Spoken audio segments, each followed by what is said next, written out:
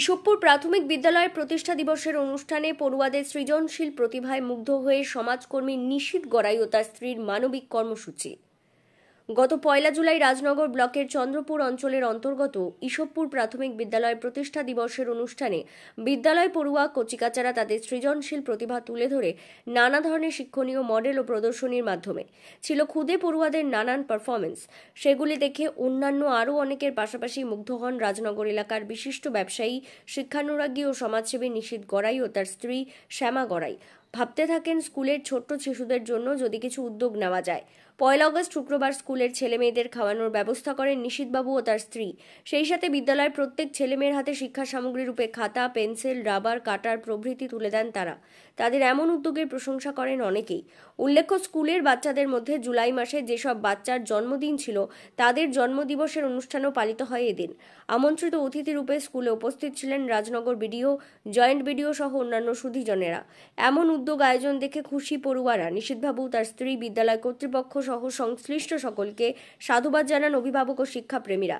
বিদ্যালয়ের প্রধান শিক্ষক সুরজিৎ মণ্ডল বলেন, সবকিছু সুষ্ঠুভাবে এদিন সম্পন্ন হয়েছে।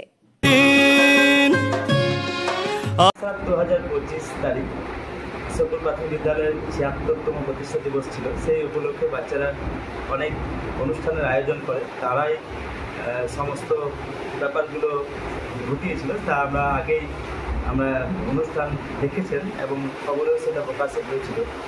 এখন সেই উপলক্ষে আমাদের রাজনগর এর এক ব্যবসায়ী নিশীথ গড়াই মশাই এবং তার স্ত্রী শ্যামা গড়াই, ওরা আজকের দিন সব বাচ্চাদের খাওয়ায় এবং আমাদের শুধু বাচ্চাদের খাওয়ায় নয়, আমাদের বাচ্চাদের প্রত্যেকের জন্য খাতা, পেন্সিল, রাবার এবং কাটার দেয়। এবং উক্ত দিনে উপস্থিত ছিলেন রাজনগর ব্লকের BDO sir, joint BDO sir এবং মিড ডে মিলের সুপারভাইজার এবং এসআই অফিসারদের স্টাফরাও এতে উপস্থিত ছিলেন। সকলকে ধন্যবাদ জানাই।